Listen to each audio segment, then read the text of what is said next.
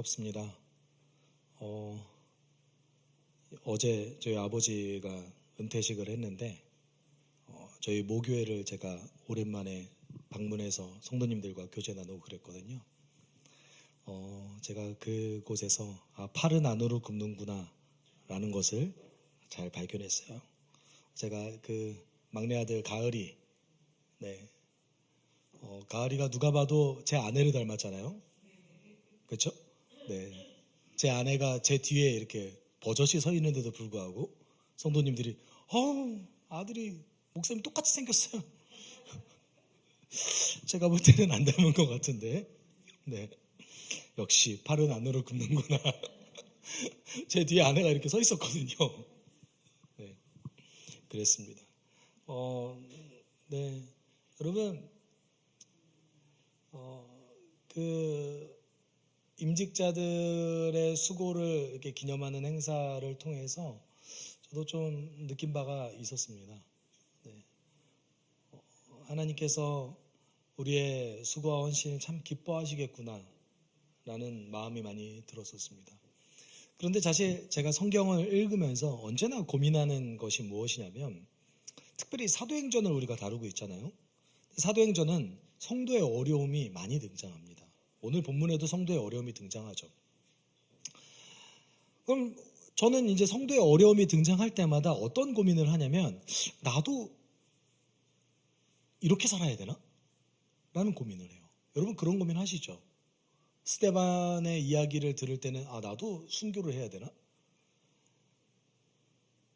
사도 바울의 이야기를 들을 때면 나도 이렇게 어려움을 자처해서 살아야 하는 것인가? 라는 고민을 하게 됩니다. 부대낌을 내가 어떻게든 그 어렵고 부대낌이 있는 그 고통의 현장으로 내가 빠져 들어가야 하나님께서 기뻐하시나? 성도의 삶은 어려움을 지향하는가에 대한 고민이 저는 있습니다. 특별히 신약 성경을 읽으면 하나님이 마치 성도의 고통을 이용하시고 때로는 그 고통의 자리로 밀어 넣어서까지 일하게 하신다는 듯한 느낌이 들 때가 있습니다. 여러분 그런 느낌 받으시죠? 저만 받나 봐요. 네. 아브라함서부터 나중에 마지막 성경을 기록하는 사도 요한까지 어려움이 없었던 사람은 없었습니다. 이것이 성경이 이야기하는 영적 지도자들의 현실입니다. 그런데 우리가 여기 이 말씀을 읽으면서 주의해야 될 것이, 기억해야 될 것이 하나 있다면, 우리가 오늘 성찬을 했죠. 예수가 우리를 위해서 대신 죽으셨다라는 것을 기억해야 됩니다. 우리를 위해서 대신 죽으신 예수께서 우리를 고통으로 밀어 넣으셨겠습니까? 아니면 고통을 해결하시기 위해서 죽으셨습니까? 둘 중에 하나를 선택한다면 어떤 것 같으세요? 우리의 죄와 사망의 고통을 해결하시기 위해서 죽으셨습니까? 아니면 나도 죽었으니까 니들도 죽어라 라고 하신 겁니까? 전자죠. 그렇죠? 네, 전자예요. 이 원리를 우리가 기억해야 된다는 거예요. 하나님은 우리가 고통받기 원하지 않으십니다. 그렇다면 성도의 어려움을 통해서 일하시는 하나님의 모습을 통해 우리는 무엇을 배워야 하는 겁니까? 성도의 어려움을 통해서 하나님께서 일하시니까 나도 어려움을 자처해야겠구나 라고 항상 생각해야 되는 걸까요? 그리고 그렇게 살지 못하는 스스로에 대해서 자책하면서 나는 왜 이만큼 희생하지 못할까? 나는 왜 성경에 기록된 사람처럼 살지 못할까? 항상 비교하면서 살아야 되는 걸까요? 제가 그래요. 제가 요새 안 그러는데 한 3년 4년 전까지만 하더라도 자다가 깬 적이 꽤 있습니다. 자다가 이렇게 벌떡벌떡 깨요. 무슨 생각을 할까? 그리고 내가 이렇게 목회하다 심판받지. 나는 왜 바울처럼 살지 못하는 건가? 나는 왜 우리의 믿음의 선배처럼 살지 못하는 건가에 대한 왜 굳이 자다 깨가지고 그런 한탄을 하는지 모르겠는데 그러면서 이제 그 순간만큼 제가 목사라는 현실이 비현실적일 때가 없어요. 아, 내가 진짜 목사가 맞나? 이렇게 살아도 되는 건가? 왜 굳이 자다 깨서 이런 건지 모르겠습니다. 요새 안 그럽니다. 왜냐하면 하나님이 어떤 분인지 알기 때문이죠. 우리의 오늘 이 본문을 통해서 성도의 어려움을 통해서 일하시는 하나님의 모습이 하나님께서 성도를 부당하게 대하시는 것이 아닌 위로가 될 수 있다는 사실을 우리가 기억하는 시간이 됐으면 좋겠습니다. 저는 그랬으면 좋겠습니다. 하나님은 우리를 고통 속에 밀어 넣으셔서 그것을 통해서 일하시는 분이 아니라 고통조차도 사용하시는 분이다 라는 위로를 받으셨으면 좋겠습니다. 그것이 오늘 본문의 핵심입니다. 네. 여러분, 바울과 실라는 빌립보를 떠나서 데살로니가에 이르렀습니다. 그런데 왜 바울은 다른 도시들도 있었을 텐데 데살로니가로 갔을까요? 그 이유가 1절에 등장하는데 1절에 이렇게 얘기하고 있습니다. 바울 일행은 이게 제가 어렵네요 말이. 네. 암비볼리와 아볼로니아를 거쳐서 데살로니가에 이르렀다. 거기에는 유대 사람의 회당이 있었다. 바울이 데살로니가에 간 이유는 무엇입니까? 그곳에는 뭐가 있었대요? 유대인의 회당이 있었다고 얘기하고 있습니다. 데살로니가 이전에서 사역했던 빌립보도 작은 도시가 아니었습니다. 그리고 마케도니아의 거점 도시 중 하나였습니다. 로마 제국의 수도였던 로마라는 도시를 완벽하게 본따서 마케도니아 지역에 지어진 도시였고, 그리고 그 빌립보라는 도시는 로마 시민의 권리를 아주 강하게 인정하는 로마 시민들을 위한 도시였습니다. 문화, 경제, 교통, 그것이 매우 발달한 곳이었음에도 불구하고 뭐가 없었어요? 회당이 없었습니다. 이 말은 어떤 말이냐면 마케도니아 지역의 유대인이 상대적으로 적다라는 것을 뜻합니다. 여러분, 우리가 구약의 역사서를 잘 살펴보면 유대인들이 포로로 끌려간 지역이 어디입니까? 바벨로니아 지역이죠. 네, 바벨로니아 지역입니다. 그래서 그 바벨로니아 지역, 우리로 생각하면 메소포타미아 지역이죠. 이 메소포타미아 지역을 중심으로 유대인들이 그곳에 많이 흩어졌습니다. 그것도 그 시대의 기준에 따르면 상당히 먼 거리를 이동한 것이에요. 사실은 가나안에서 메소포타미아까지는 적지 않은 거리입니다. 신약 성경에는 그 지역을 아시아라고 표현합니다. 아시아. 네, 아시아라고 표현하죠. 우리로 따지면은 지금의 시리아, 그다음에 터키 지역이 아시아 지역인 것 같습니다. 그곳에는 유대인들이 많이 거주했습니다. 그런데 상대적으로 마케도니아 지역은 유대인들이 별로 없었어요. 근데 데살로니가에 뭐가 있었대요? 유대인들의 회당이 있었대요. 데살로니가는 마케도니아 전체의 수도 역할하는 총독부가 있었습니다. 그리고 자치도시였습니다. 빌립보보다 더 큰 도시였던 것이죠. 네. 그곳을 중심으로 바울은 사역하기를 원했습니다. 여러분, 이 데살로니가라는 지역이 발칸반도로 지나가는 그 교통과 무역의 중심지였어요. 거점 도시였거든요. 시기에 따라 좀 다르지만 최소 2만 명에서 최대 10만 명 이상의 인구가 거주했다고 해요. 많은 숫자입니다. 이제 우리가 수원이 100만 명이 넘게 살고 있으니까 고대 시절에 10만 명 그까짓 거 라고 생각할 수 있는데, 여러분, 그 10만 명이 거주하기 위해서 수도시설, 관계시설 이런 것들이 완비된 도시를 찾는 것은 사실 쉽지 않았습니다. 그것도 수도가 아니었음에도 불구하고 이 정도의 규모를 유지했다는 건 대단히 큰 도시였던 것이죠. 근데 여기서 우리는 질문을 하나 던져야 됩니다. 바울은 왜 이렇게 큰 도시만 중심적으로 사역했을까요? 바울이 차별하는 사람이라서 그런 거죠. 도시 사람을 좋아하는 거 아닐까요, 바울이? 네. 이거 진짜로 받아들이시면 안 됩니다. 네. 바울의 전도 전략을 여기서 볼 수 있습니다. 여러분, 우리가 교회 안에서 우선순위가 있어요. 특히 이제 목회자와 교회 지도자들은 성도 양육을 위한 우선순위라는 것이 존재합니다. 성경적 우선순위가 있어요. 그러면 여러분, 솔직히 우리는 이렇게 생각하잖아요. 우리 하나님 약자의 하나님이시죠? 아멘이 아니신가요? 우리 하나님 약자의 하나님 맞으시죠? 아멘. 그러면 약자를 먼저 돌봐야 됩니까? 건강한 사람을 먼저 돌봐야 됩니까?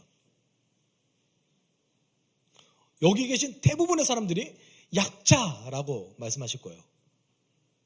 그렇죠? 그렇죠? 예수님이 누구 먼저 양육하셨습니까? 제자들부터 양육하셨습니다. 그리고 그 제자들 중에 12명을 뽑아서 양육하셨어요. 그 12명 중에 3명을 더 뽑으셨어요. 베드로, 야고보, 요한. 왜 그러실까요? 혼자서 약자를 돌보는 건 한계가 있잖아요. 그럼 어떻게 해야 돼요? 약자를 잘 돌볼 수 있는 사람을 먼저 선택해서 그 사람들을 먼저 희생할 수 있는 사람으로, 하나님의 뜻을 실천할 수 있는 사람으로 먼저 동역자로 길러내는 게 첫 번째 우선순위입니다. 이것이 하나님의 방법이에요. 훨씬 효율적이고 효과적입니다. 바울이 왜 이렇게 회당이 있는 도시들로 계속해서 거점 사역을 했는가? 바울 혼자서 사역하는 건 한계가 있으니까요. 바울과 동일한 사람을 계속해서 만들어내는 것이 바울의 목표였고 목적이었습니다. 그러면 어떻게 해야 됩니까? 이미 구약 성경을 알고 있고 메시아 대망 사상을 아주 메시아를 기다리고 있는 그 유대인들과 그 유대 사상을 잘 알고 있는 유대 친화적인 사람들, 그 사람들을 먼저 사역해야 됐던 거예요. 그래서 회당 중심으로 계속해서 이전했던 겁니다. 네. 마치 여러분 이렇게 생각할 수 있을 것 같아요. 하나님께 약자는 보호의 대상입니다. 그럼 하나님께 강자는 어떤 사람일까요? 그 사람 소처럼 일해야 될 사람이에요. 네. 우리 하나님 차별하신 분이세요. 어떻게 차별하세요? 약자를 더 귀히 여기세요. 이해하셨죠? 네. 그러면 하나님이 보시기에 여러분 안정적인 생활을 구가하고 있고 가족이 다 예수를 믿고 있으며 시간에 여유가 있는 사람은 어떤 사람일까요? 빨리 성장해서 약자를 돌봐야 될 사람이에요. 돌봄을 받을 사람이 아닙니다. 그래서 직분자를 뽑을 때 그 안에 조건들이 있잖아요. 우리 하나님이 가정을 가진 사람을 차별하는 분이 아니라 차별하신 거 맞네요. 가정을 가진 사람 더 희생해라. 돈 있는 사람 더 써라. 네. 우리 하나님이 약자를 사랑하십니다. 네. 그래서 목회자의 분별력은 어디에 있냐면 이분이 빨리 성장해야 될 분인가 아닌가를 빨리 캐치해야 돼요. 성장해야 될 분은 빨리 길러서 이분이 주의 일을 할 수 있게끔 제가 동력을 불어넣어야 됩니다. 그리고 그런 여력이 안 되시는 분은 괜찮습니다. 일 안 하셔도 괜찮아요. 교회의 돌봄을 평생 받아도 괜찮습니다. 여러분 그게 나야 라고 생각하지 마세요. 그거 난 것 같은데. 내가 평생 돌봄을 받아도 될 것 같은데. 그렇지 않습니다. 여러분 섬기는 자가 주를 더 잘 알게 되는 게 사실입니다. 그렇잖아요.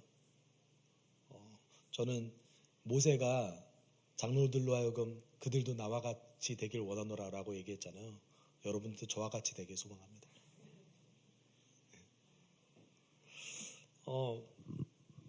그래서 제가 여러분에게 어떤 위임을 하거나 이런 거 전혀 거리낌이 없습니다. 네. 그렇지만 성장한 자에게, 자격 있는 자에게, 책임을 질 수 있는 자에게 반드시 위임해야 되는 것이죠. 바울의 전도 전략이 여기에 있었습니다. 그래서 이 사람이 도시를 너무 좋아해서 유대인들을 차별해서 유대인들을 너무 사랑해가지고 유대인들에게만 전하기 위해서 그렇게 전도 전략을 짰던 게 아니에요. 그것이 하나님의 방법이었기 때문에 그렇습니다. 여러분 모세를 불렀잖아요. 그렇죠? 그럼 모든 사람이 모세가 되길 원하셔서 모세를 부른 게 아니에요. 모세가 그럴 자격이 있고 책임을 질 수 있는 자였기 때문에 부른 겁니다. 그럼 부름받은 자는 부름받은 자답게 더 책임을 다해야 되는 겁니다. 그래서 이 데살로니가에서 이제 사역을 시작합니다. 2, 3절에 복음을 전하고 있죠. 여기서 바울의 전도 전략, 그 논리가 등장합니다. 우리 같이 읽어볼까요? 바울은 자기 관례대로 회당으로 그들을 찾아가서 새 안식일에 걸쳐 성경을 가지고 그들과 토론하였다. 그는 그리스도께서 반드시 고난을 당하시고 죽은 사람들 가운데서 태어나셔야 한다는 것을 해석하고 증명하면서 내가 여러분에게 전하고 있는 예수가 바로 그 그리스도이십니다 하고 말하였다. 여러분, 여기에 바울의 전도 전략을 볼 수 있는데, 바울은 회당에 가서 복음을 전했어요. 3주 전한 것 같습니다. 근데 회당에 가서 성경을 해석하기 시작했습니다. 그러면 회당에 있는 사람이 성경을 해석할 줄 몰라서 성경을 해석했을까요? 전혀 그렇지 않아요. 그들도 성경 많이 알고 있었습니다. 바리새파 사람들 성경 굉장히 많이 알고 있었습니다. 사두개파 사람들도 성경은 굉장히 많이 알고 있었습니다. 그럼에도 불구하고 그들에게 가서 왜 성경을 다시 해석할까요? 그들이 가지고 있는 왜곡된 욕망이 성경을 온전히 해석할 수 있지 못하게 했기 때문에 그렇습니다. 여러분, 이건 너무 현대사회 속에서도 너무 비일비재하게 벌어지는 일들 중에 하나입니다. 여러분, 우리의 왜곡된 욕망은, 그 욕망을 우리가 인식하지 못한다면 성경을 왜곡되게 바라보게 만듭니다. 성경은 굉장히 방대합니다. 그래서 선택적으로 구절을 선택한다면 우리가 어떤 방향으로든지 그 논리를 만들어낼 수 있습니다. 이단들이 그거 사용하잖아요.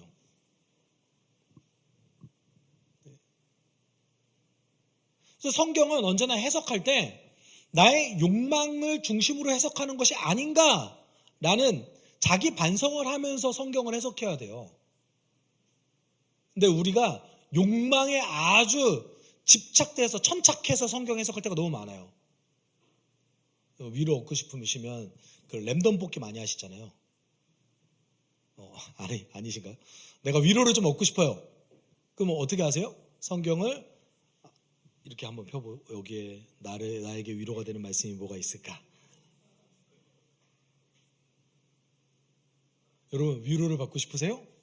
요한일서 읽으세요. 랜덤 뽑기 하시지 마시고. 그쵸?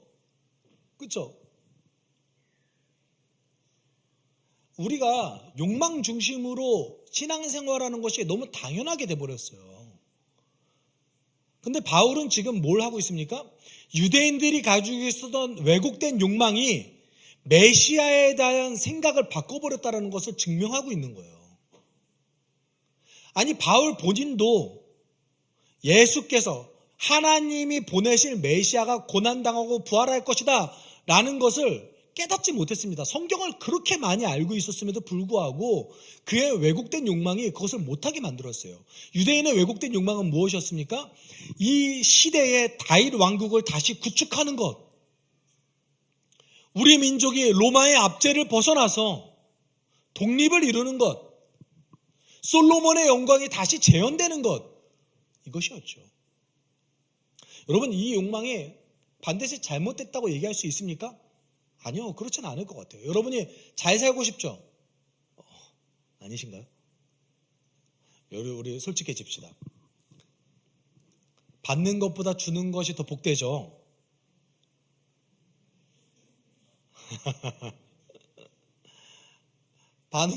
받는 것보다 주는 것이 정말 더 복됩니까? 우리는 그렇게 알고 있지만 더 받고 싶잖아요. 아니세요? 저도 그래요. 우리의 욕망은 더 받고 싶잖아요. 사랑을 더 받고 싶잖아요. 사랑을 주기보다.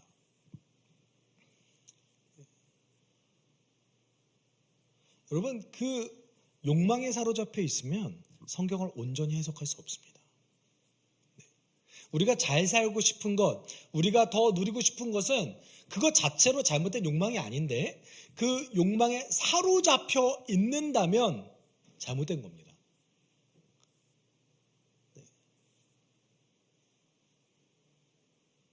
그것 때문에 성경을 왜곡하게 해석한다면 잘못된 거죠. 바울은 지금 유대인들이 가지고 있었던 왜곡된 메시아 사상을 증명하려고 하는 거예요. 너희들의 사상은 왜곡됐다. 선지서를 잘 봐라. 그곳에 예수에 대한 예언이 있는데 예수가 고난을 당하고 부활할 것이다 라고 예언되어져 있다. 여러분 지금 자세히 보시면 논리학을 공부한 사람들이 보시면 바울이 쓰고 있는 것이 3단 논법이라는 걸 알고 있어요. 그래서 여러분 혹시 3단 논법 아십니까? A는 B다, B는 C다. 그러므로 A는 B다, C다, C다. 어렵나요? 잘 보세요. 성경에 메시아는 고난당하고 부활할 것이다 라고 예언되어져 있다. 예수가 고난당하고 부활했다. 그러므로 A는 C가 돼야 되겠죠. 성경에 예언된 메시아는 예수다. 예수가 메시아다. 지금 그 3단 논법, 아리스토텔레스가 만들었던 3단 논법의 본산지에서 3단 논법을 쓴 거예요. 철학자 칸트가 3단 논법이 가장 완벽한 논리라고 얘기하기도 했습니다. 네. 이거 깰 수가 없어요. 3단 논법은. 지금 그렇게 쓰고 있는 것이죠. 그리고 그 과정을 통해서 뭘 깨려고 하는 거예요? 유대인들이 가지고 있었던 무엇? 왜곡된 욕망입니다.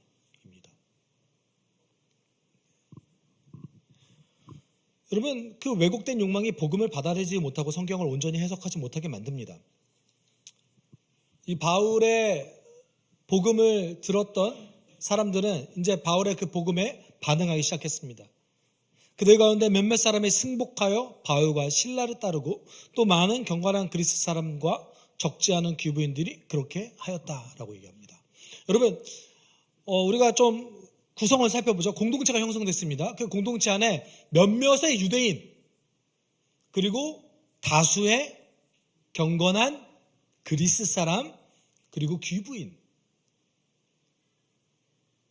바울이 전한 복음을 받아들여 들어갑니다. 그 유대인들은 소수죠. 그리고 다수가 유대인이 아닌 타민족 사람들이 복음을 받아들였습니다. 왜 그럴까요? 왜 이렇게 유대인들이 이렇게 강팍할까요? 유대인들이 되게 특이한 민족입니다. 이 시대에 사실 고대에도 민족이라는 개념이 있기는 했는데 유대인들이 훨씬 더 그 민족주의가 훨씬 강했어요. 어느 정도로 강했냐면 유대인들이 그 민족주의 그 특별히 이제 성경에서는 그 우리가 5절에 그 힌트가 등장하는데 열성주의라는 것이 등장합니다. 민족 열성주의가. 사실은 유럽 같은 경우만 해도 민족주의가 이렇게 점점 뚜렷해진 거는 20세기 지나서거든요. 한국은 좀 특이해서 한 16세기부터 민족주의가 형성됐다고 해요. 아주 정체성이.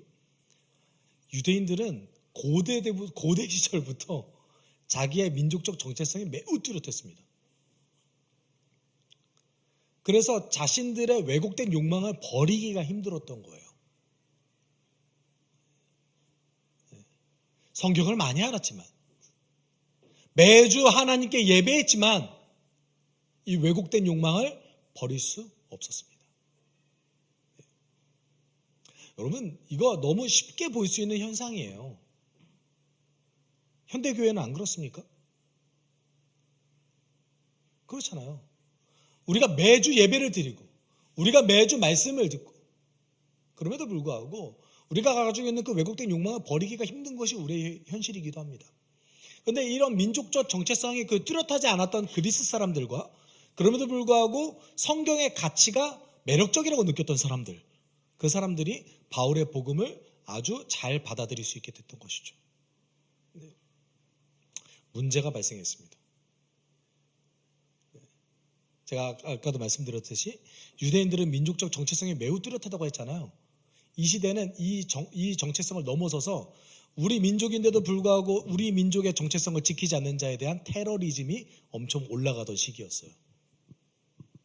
그래서 5절에 이런 내용이 등장합니다. 같이 읽어볼까요? 그러나 유대 사람들은 시기하여 거리에 분향배들을 끌어모아다가 패거리를 지어서 시내에 소요를 일으키고 야선들을 습격하였다.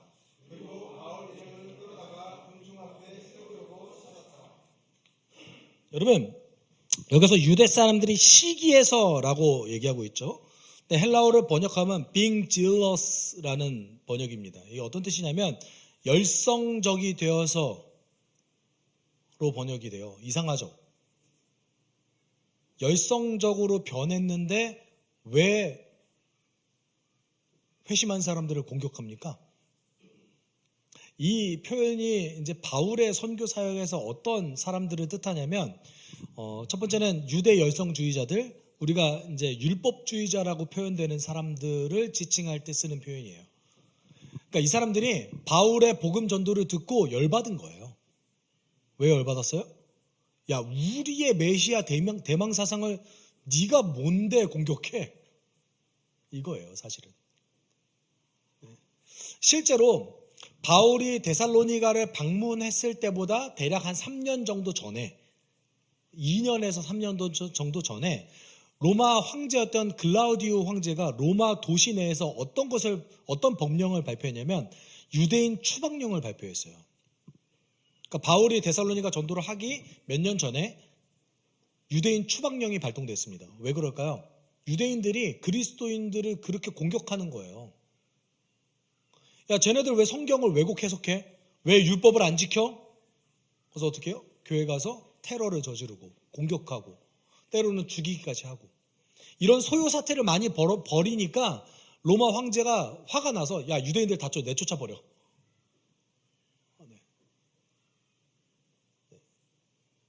근데 유대 열성주의자들은 상대적으로 소수였거든요. 모두가 다 열성주의자는 아니었습니다. 나중에 AD 70년 정도 갔을 때는 유대 열성주의가 굉장히 팽배하긴 했는데 이 시대는 그 정도까지는 아니었어요. 억울한 사람들이 생길 거 아니에요. 그렇죠? 근데 이 억울한 사람들이 평생 로마에 살았는데 어딜 가야 되는 겁니까? 마게도니아로 많이 갔어요. 그러니까 바울의 마게도니아 선교 사역과 이 시기가 사실 맞물립니다.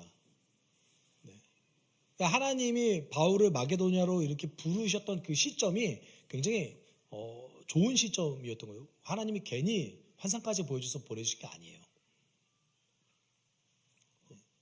근데 이들이 지금 자신들이 가지고 있었던 민족적 정체성, 이 왜곡된 욕망을 버리지 못하고 공격하기 시작했습니다. 그리고 그리스도인들을 고발했습니다. 원래는 바울과 실라를 잡으려고 야손의 집을 습격했죠. 근데 바울과 실라를 잡지 못했습니다. 그래서 야손과 몇몇의 성도들을 어떻게 해요? 고발했죠. 두 가지로 고발했습니다. 첫 번째는 소동을 일으킵니다.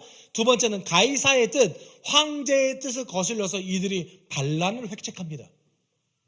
어마어마한 거로 고발했잖아요.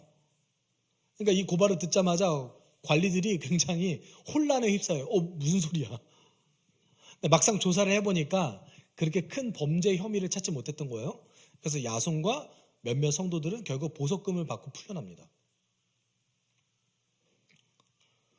여러분, 데살로니가에는 건강한 공동체가 형성됐던 거 분명한 것 같습니다. 그리고 건강한 공동체가 형성됐지만 그럼에도 불구하고 어려움이 찾아왔고 바울과 실라는 데살로니가를 떠날 수밖에 없었습니다. 그러면 잘 생각해 보십시오. 유대 열성주의자들은 바울의 말을 그냥 듣기만 했는데도 공격했어요. 그러면 회당에 가서 복음을 전하는 거는 위험성을 내포하고 있는 거예요. 그렇죠? 이 사람들 나 언제 공격할지 모르는데 그곳에 가가지고 복음 전도한 거잖아요. 왜 그렇게까지 해야 됩니까? 그냥 회당 말고 다른 데서 복음 전하면 안 됩니까? 바울은 그 위험성보다 뭘 더 중요하게 여겼던 거예요? 이 왜곡된 욕망에 영향을 받지 않은 사람들이 더 중요했던 거예요.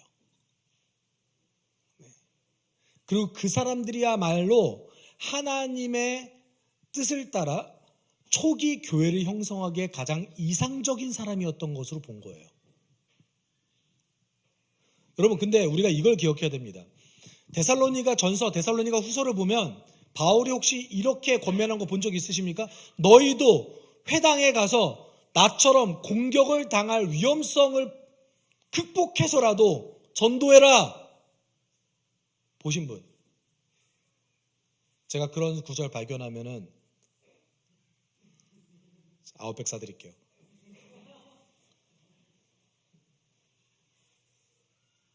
우리가 착각하는 게 있습니다. 사도행전을 읽으면서 바울은 최선을 다했어요. 심지어 목숨까지 걸었습니다. 그런데 자신의 성도들에게도 그렇게 하라고 권면했습니까? 데살로니가 전서를 보면 바울이 어떻게 이들을 양육했는지가 나옵니다. 어떻게 양육했어요? 내가 어머니가 어린아이를 돌보듯이 너희를 양육했노라. 네. 그러지 않았다라는 거예요.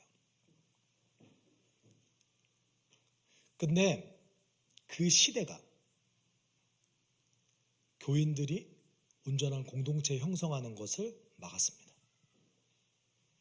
언제나 왜곡된 욕망은 교회를 공격했습니다. 고통의 가장 큰 원인이 됐습니다. 여러분, 처음에는 유대인들이 교회를 공격했습니다. 그 다음엔 로마 제국이 교회를 공격했습니다. 이뿐 아니라 복음이 전달되는 그 모든 곳에서 왜곡된 욕망을 가지고 있는 권력자들은 교회를 굉장히 불순한 사상을 가지고 있는 곳으로 여겼습니다. 그래서 언제나 고통을 당했죠. 참 놀라운 사실은 하나님은 이런 어려움을 통해서도 일하셨다는 사실이에요. 사람들은 호기심을 느꼈습니다. 저 사람들은 왜 죽으면서까지 예수를 포기하지 않는가? 미친 사람들 아닌가?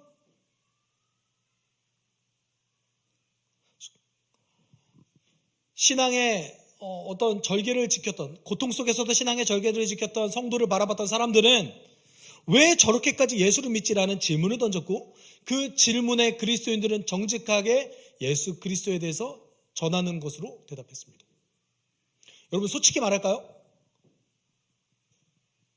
순교가 복음 전도에 도움이 된다는 건 너무 이상한 얘기 아니에요? 여러분, 전도하실 때 혹시 너 예수 믿어? 예수 믿으면 죽을 거야. 예수 믿으면 고통이 있을 거야. 이렇게 전도하시겠어요? 그것 때문에 전도가 되겠어요? 이상하죠? 근데 그것 때문에 전도가 됐습니다. 왜요? 호기심을 가진 자들에게 하나님의 사랑과 계획을 전달했기 때문에 그렇습니다. 하나님은 분명한 사실은 성도의 어려움을 통해서 일했어요. 고린도전서 1장 18절에서 21절까지가 그 전도의 과정을 얘기한 거예요. 우리가 사실 개역개정 성경에서는 잘못된 번역돼서 전도에 미련한 것이라고 번역했거든요. 근데 여러분, 전도에 미련한 것이라는 건 잘못된 번역입니다. 미련한 말씀을 이용하시는 하나님이세요. 그러면 전도를 미련하게 하라는 말이 아니라 전도의 그 내용, 예수의 십자가의 죽음과 부활이 사람들이 봤을 때 미련한 방식이라는 거예요. 말했잖아요. 죽었는데 왜 하나님이 살리시냐 이거예요.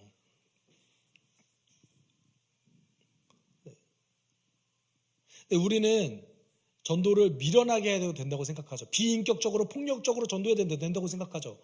이 구절을 잘못 해석해서. 그래서 어떻게 전도합니까? 내용만 전달하면 돼 라고 얘기해요. 예수께서 복음 전도하는 제자들에게 마태복음 10장 16절에서 뭐라고 말씀하셨습니까? 너희는 뱀처럼 지혜롭고 비둘기처럼 순결하라. 사도 바울이 복음 전도 어떻게 했습니까? 최대한 전략적이고 효과적이고 효율적으로 전도했습니다. 근데 우리는 복음 전도를 좀 이상하게 받아들이는 것 같아요. 여러분, 그렇다면 저는 이렇게 좀 대답하고 싶습니다. 이 질문을 좀 던지고 싶어요. 하나님께서 성도의 어려움을 이용하시기 때문에 우리는 이 어려운 상황을 지향해야 되는 겁니까? 우리 어렵게 살아야 돼요? 분명한 사실은 하나님께서 성도의 어려움을 이용하셨어요. 분명한 사실이죠. 초기 교회는 그것을 너무나 명백하게 보여주고 있습니다. 그런데 그러면 우리는 그렇게 살기를 지향해야 되는 겁니까? 뭐 할 수 있으면 좋겠습니다. 여러분, 그러고 싶으세요? 저는 그렇게 살아야 된다는 당위성은 느끼지만 그렇게 살고 싶지는 않습니다. 제가 예전에도 항상 말씀드리잖아요. 저의 개척할 때 가장 큰 두려움은 돈 없는데 유병 장수하는 거였다고.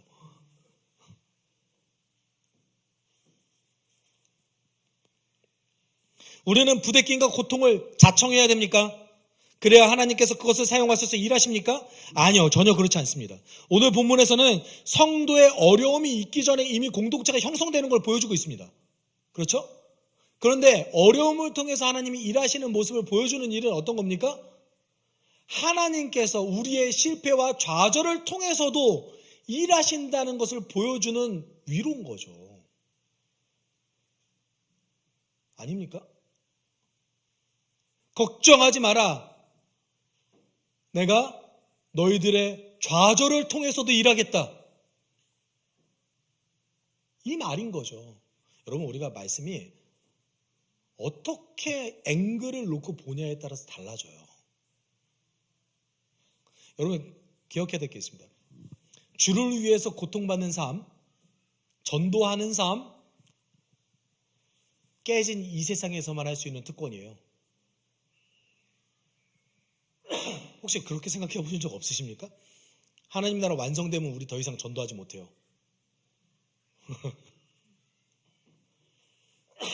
하나님 나라가 완성되면 우리는 더 이상 주를 위해서 고통받지 못합니다. 그것은 고통이 없거든요. 여러분,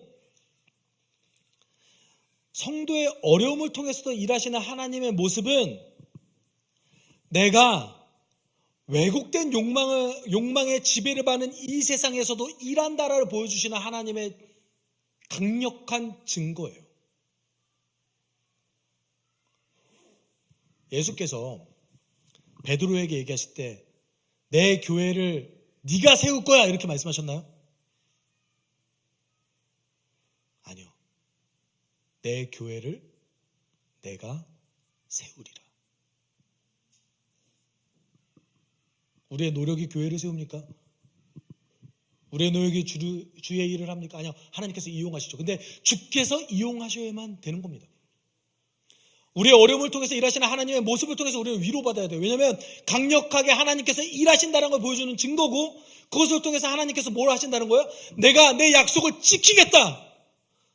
내가 고통을 없애겠다. 내가 죄의 사망의 결과를 없애겠다라는 하나님의 강력한 증거예요.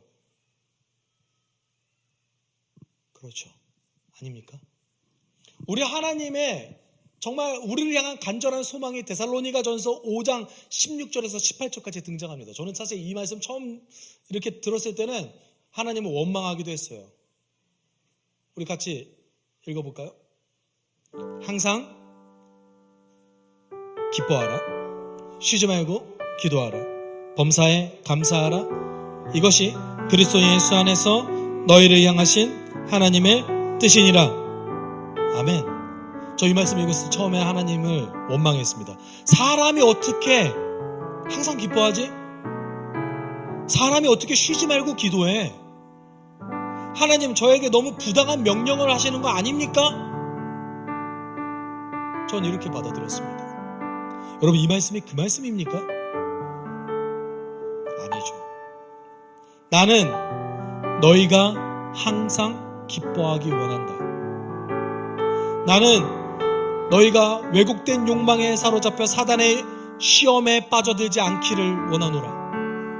나는 너희가 다른 사람과 너희의 삶을 비교하지 아니하고 작은 것에라도 자족하며 감사하는 삶을 살기를 원하노라. 그것이 예수를 보낸 나의 뜻이다.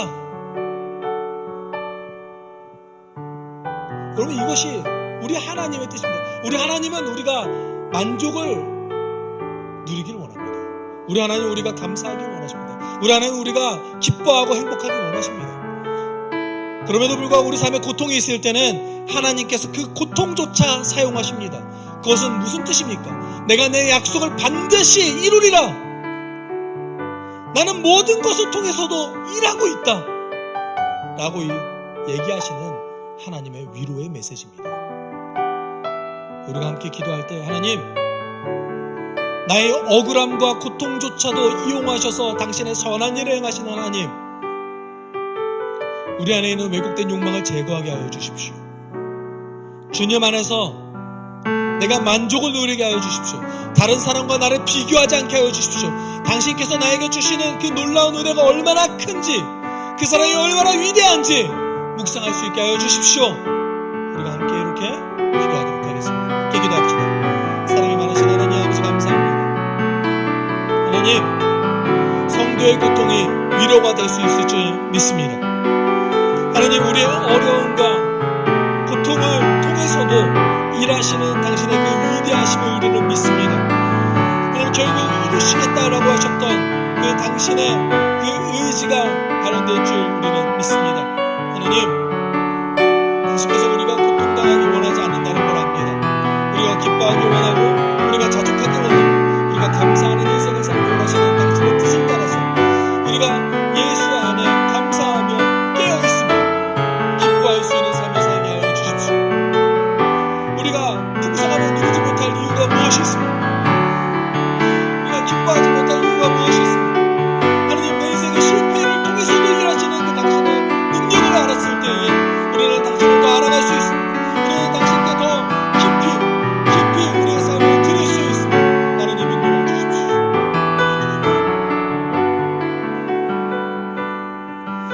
항상 기뻐하라, 쉬지 말고 기도하라, 범사에 감사하라. 이는 예수 안에서 너희를 향하신 하나님의 뜻이라고 선언하셨던 그 하나님의 말씀을 우리는 기억합니다.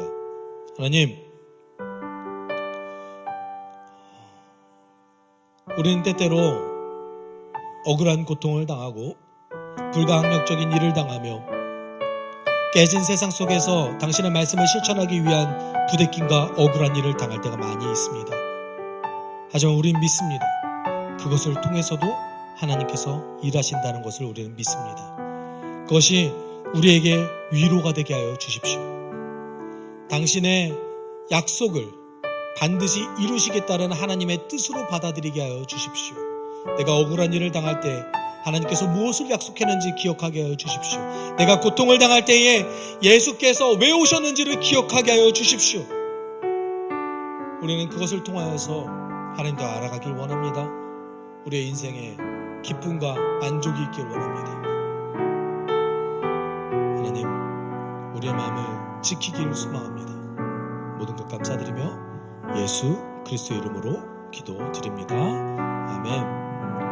주 예수 그리스도의 은혜와 하나님의 사랑과 성령의 교통하심이 선을 행하다가 오가는 일을 당했을 때 불가항력적인 고통 중에 있을지라도 그것을 통해서 일하시는 하나님을 통해 위로를 발견하길 원하는 숲속교회 성도들의 한 주간의 삶 가운데